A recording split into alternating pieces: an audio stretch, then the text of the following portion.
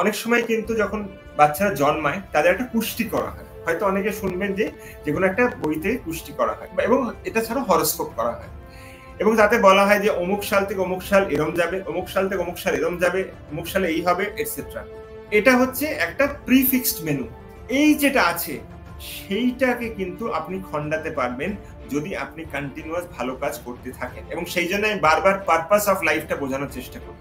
ধরুন কারোর লেখা আছে যে they would not be leading a good life, তারা ভালো লাইফ লিড করবে না, খুব খারাপ হবে, খুব ক্ষতি হবে।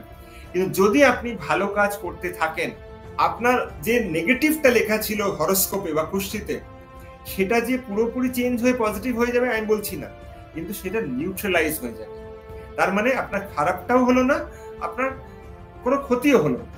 এবং দ্য পয়েন্ট ইজ, যদি আপনি ভালো কাজ কন্টিনিউয়াসলি করতে থাকেন, আপনি কুষ্টি চেঞ্জ করতে পারেন। আপনি দেখবেন যে যদি কোনো খারাপ জিনিস লেখা থাকে, সেটা চেঞ্জ হয়ে আপনার ভালো হতে আরম্ভ করবে। That is the part of Karma.